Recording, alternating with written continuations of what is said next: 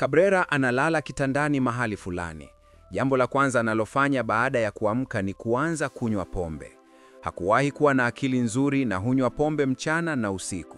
Hatimaye anaenda nyumbani kwa mwanamke ili kufanya mapenzi, lakini mchumba wake anaingia. Msichana anamwambia Cabrera aende, lakini anamtishia ili waweze kufanya mapenzi. Hatimaye anaenda kwa hasira anapoona msichana hata achana na nafsi yake. Anawita wasichana wengine wengi ili kufanya mapenzi, lakini hapati majibu mazuri. Rafiki yake anampigia kelele akisema huu sio njia nzuri ya kukabiliana na kupoteza mpenzi wa maisha yake. Hajali na hana njia ya kutoka. Anajisikilia theluji mkononi na kuiweka kwenye suruali yake ili kudhibiti hali yake. Anarudi kwenye nyumba yake na kumlisha mbwa wake Pretty. Ni mwenye hasira sana.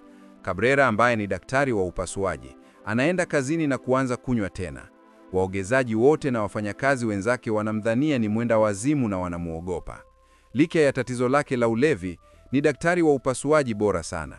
Waogezaji ndio wanaoshughulikia kila kitu, na kwa sababu hii, hajawahi kuwa na upasuaji usiofaulu. Nyumbani anawaza juu ya zamani alipokuwa tu mwanafunzi wa umahiri. Alikuwa mtu maarufu zaidi na alikuwa mwenye kiwango cha juu katika chuo cha dawa. Tunaona mechi ya mpira ya miguu ikiendelea. Wakati wa mechi, Cabrera na nahodha wa timu nyingine wanapata ugomvi mkubwa kwa sababu mmoja wa marafiki wa Cabrera aliumia kwenye mechi kwa makusudi. Timu ya wapinzani wanadanganya sana na wanafanya makosa mengi. Cabrera ana matatizo makubwa ya hasira na anawaka hasira mara kwa mara. Licha ya yote haya, timu ya Cabrera inashinda. Cabrera anadharau timu nyingine na hii inageuka kuwa vita kubwa. Cabrera anampiga kabisa mwamuzi pamoja na Amir. Nahodha wa timu ya wapinzani na timu zote zinaanza kupigana. Rafiki wa Cabrera anajaribu kumzuia lakini bure. Hata anawatishia profesa kwa kumnyangoa kikombe chake. Dinai anamuita Cabrera kwa mkutano kwa kulipuka kwake. Cabrera anaitiwa kwenye darasa na wanafunzi ambao wameingia tu chuoni cha dawa. Dinai anamtangulisha kama daktari wa upasuaji bora wa umahiri na anamuita daktari asiye na dosari, lakini pia anamuita muuaji kwa hasira yake. Anamsuta Cabrera mbele ya darasa zima. Marafiki zake wanajaribu kumtetea lakini wanaonywa pia. Dinai anamuomba Cabrera atoe maombi ya maandishi au vinginevyo atafukuzwa shule. Cabrera hajali na anaamua kufukuzwa badala yake kwa sababu hataki kuomba msamaha na hana majuto kwa alichofanya. Hajali juu ya mustakabali wake pia. Anakaribia kuacha chuo lakini anaambiwa usubiri kidogo kwa ajili ya sahihi ya Dinai inayohitajika. Wakati anasubiri, anaona msichana mrembo akienda zake. Anashikwa moyo mara moja na yeye. Anaamua kubaki chuoni kwa ajili yake tu na kuwasilisha maombi ya maandishi. Anaingia kwenye darasa la wanafunzi wa chini na kuwaogopesha wavulana wote wakisema, msichana aliyemuona ni wake na kutakuwa na madhara makubwa ikiwa mvulana hata angemtazama. Marafiki wa Cabrera wanaenda darasani la msichana na kuuliza jina la msichana. Yeye anajibu kuwa jina lake ni Pretty. Marafiki wote wa Cabrera wanavutiwa na urembo wake na wanamsifu uchaguzi wa Cabrera. Mara hiyo hiyo, Cabrera anapata simu kutoka kwa baba yake akisema, binti ya mmoja wa wafanyakazi wake amejiandika katika chuo kile kile cha Cabrera. Baba yake anamuomba Cabrera amtunze vizuri na Cabrera anakubali. Inabainika kuwa msichana huyo ni Pretty mwenyewe. Baba ya Pretty hampendi Cabrera from moment anamuona kwa sababu ya hasira yake na tabia yake ya kuvuta sigara, lakini bado anamsisitiza Cabrera kumtunza. Cabrera anakubali kwa furaha ombi hili. Hakuna anayedhamini kuongea na Pretty au kumdhihaki. Kila mtu anaogopa kutembea karibu naye kwa sababu ya Cabrera. Wakati mmoja Pretty anapokuwa akicheza na marafiki zake, Cabrera anampigia simu na kuanza kuongea naye. Anamwonea upole sana tofauti na tabia yake ya kawaida. Anambusu kwenye shavu lake na Pretty anashangaa lakini hasemi lolote. Marafiki zake wote wanaseka, lakini marafiki wa Cabrera wana wasiwasi kuhusu kushikamana kwake nao. Cabrera anaanza kuwa karibu na Pretty. Anahakikisha yeye hukaa mbele kila mara na hata anaamua nani atae naye na kumwomba Pretty kufanya urafiki na msichana mwingine. Anamtoa Pretty nje na kumfundisha mwenyewe. Anahakikisha alama zake ni nzuri kila mara. Hata baada ya yote hayo, anahakikisha yeye hawezi kustareheshwa na anaiheshimu faragha yake karibu naye. Hakuna hata mmoja wa wanafunzi anayedhamini kumdhihaki kwa sababu ya hili. Anajulikana kila mahali kama msichana wa Cabrera. Pretty pia anaanza kupendezwa naye. Analala kwenye mapaja yake na yeye anasoma usiku. Hatima, sherehe ya rangi, Holi, inafika. Katika sherehe hii, Watu huweka rangi kwa kila mmoja na kusherehekea kwa mziki na ngoma. Cabrera anaahidi kuwa wa kwanza kuweka rangi kwa Preed na kuhakikisha hakuna anayedhamini kukaribia yake. Lakini hivi karibuni anapata simu akisema mtu amemgusa Preed. Cabrera anakasirika sana anaposikia hilo. Ndani ya chuo kote kina baridi. Kwa hasira, anaenda kwenye hostel ya wasichana. Anamwona Preed akilia kwa sababu amefunikwa kwa rangi. Anamfutia machozi na kumwomba uoge wakati anasubiri nje. Anauliza wavulani wawili kilichotokea na kugundua kuwa Amir, mpinzani wake kutoka kwenye mechi ya mpira, na kikosi chake kiliweka rangi kwa Preed kwa nguvu. Anatetemeka kwa hasira anapogundua Preed amechoshwa mawazo kwa sababu ya tabia yao ya nguvu. Anamchukua Preed na kubeba mwendo wa cricket anapoenda kukabiliana na Amir. Anakaribu kumuua Amir kwa hasira. Marafiki zake wanamzuia kabla hajafanya chochote atakachojuta. Uso wa Amir umefunikwa na damu. Anamwelezea Amir kwamba anampenda Preed sana na ataenda kwa kina yoyote kwa ajili yake. Preed anaokoa anaposhuhudia eneo la tukio mbele yake. Amir anaahidi Cabrera kwamba hamumgusa Preed tena. Preed sasa amemchukulia moyo wake kabisa Cabrera. Kwa sasa, Cabrera amerudi kwenye nyumba yake na rafiki yake wa karibu. Shiva anamwambia Cabrera ajitawale kwa sababu ni karibu na wazimu. Mara hiyo hiyo, mfanyikazi wa Cabrera anaangusha mugi na kuivunja. Cabrera anampigia kelele na kumfukuza nje ya nyumba. Mfanyikazi anakimbia akiogopa maisha yake. Shiva anajaribu kwa nguvu zote kurekebisha maisha ya Cabrera, lakini hawezi. Katika mwingine wa kumbukumbu za nyuma, Preed anajeruhiwa wakati kipande cha kioo kikiingia kwenye miguu yake. Cabrera anatibu majeraha yake na anaamua kuwa Preed haiko salama peke yake.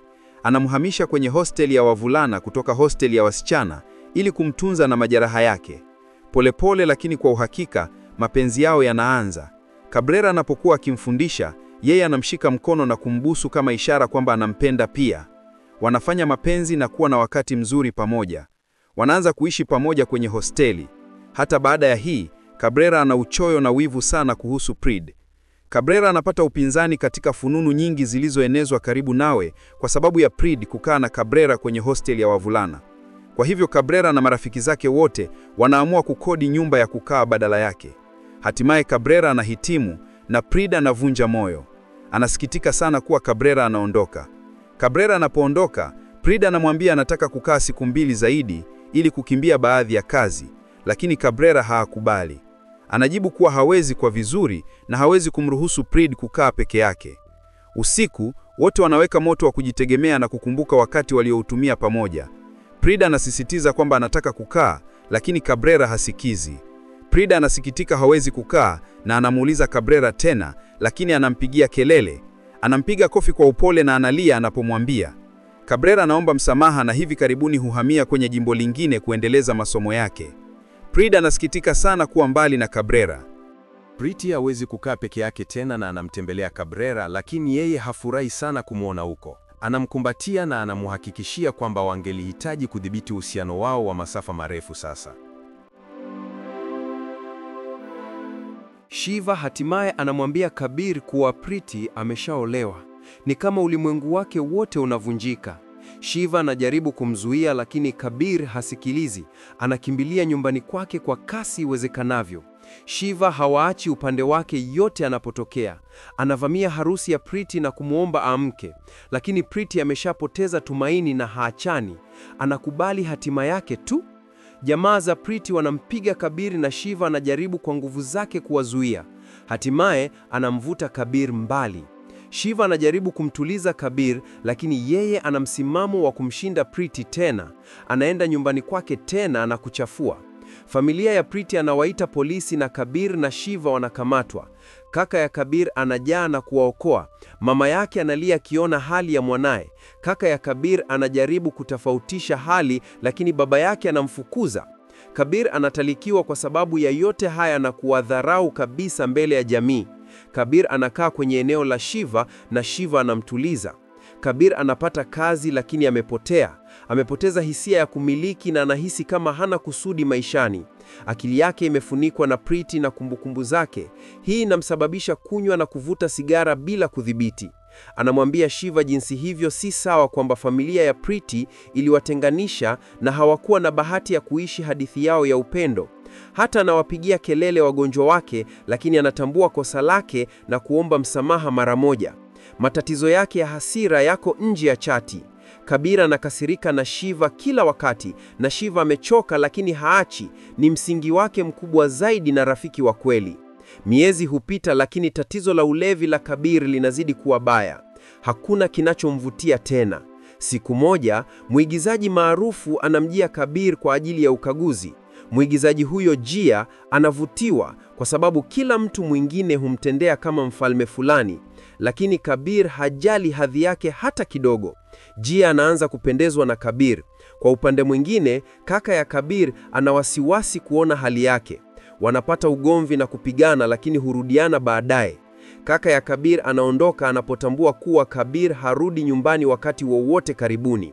Jia na Kabir wanakuwa karibu, lakini Kabir anamjulisha mapema kwamba anachotaka ni raha bila hisia zozote.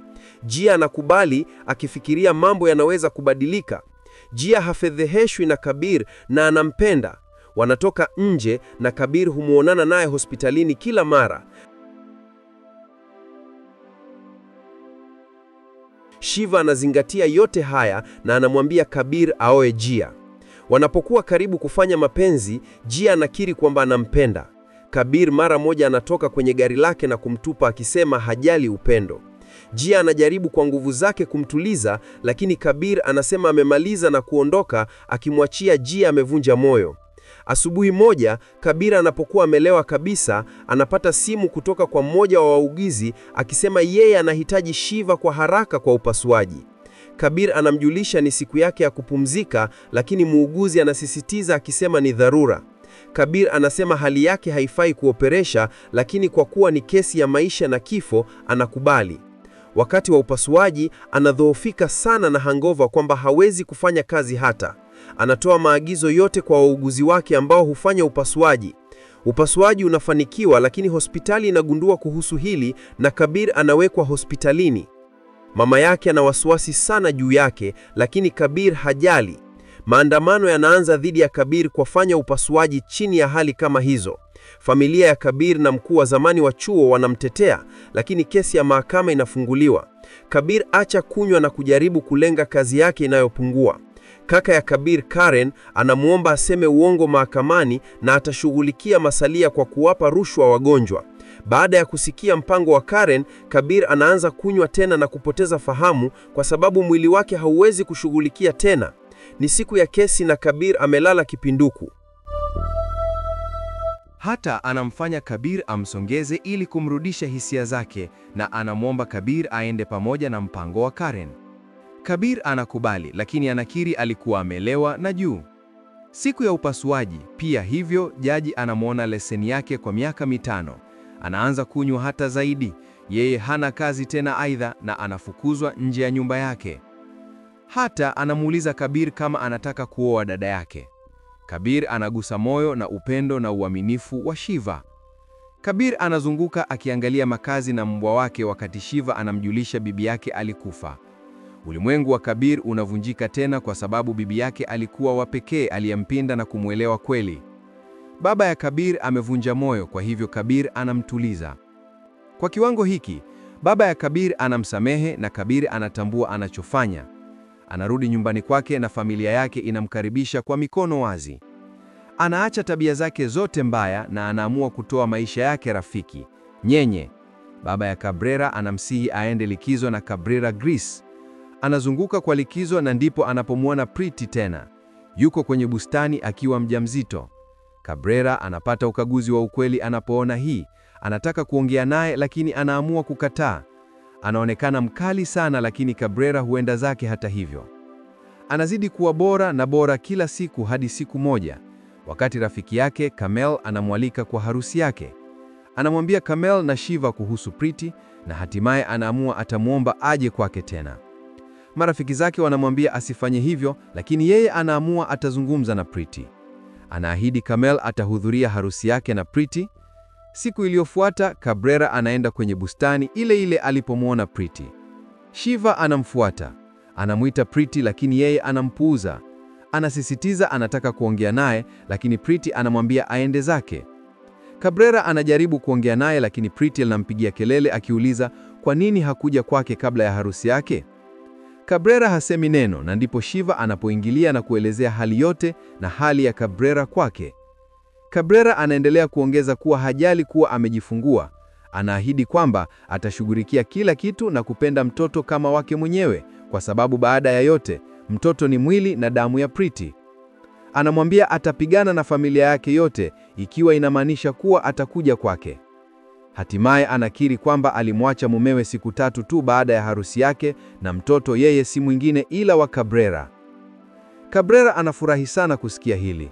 Anaongeza kuwa alitaka kuja kwake mara nyingi, lakini hakufanya kwa sababu ya mizunguko yote mipya karibu naye na uhusiano wake mfupi na Gia. Anamwambia kuwa anaishi peke yake na hana mtu. Majirani zake wote walimhurumia na kumtunza.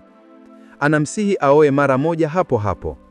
Cabrera aliwashukuria watu wake wote waliotunza na kuwakumbatia. Alimchukua Priti na kumuoa mara hiyo. Alimpeleka nyumbani kwake na familia yake inafurahi wanapomuona. Wanafurahi kuona Priti amejifungua na mtoto wao. Familia ya Priti inakuja kumtembelea pia, na baba yake anaomba msamaha kwa wingi kwao kwa kuwatenganisha. Kama wanavyosemavyo, yote yaliyo mwisho ni mazuri. Mwishowe upendo umeshinda. Cabrera na Priti walikaa pamoja milele baada ya maumivu yote waliostahimili.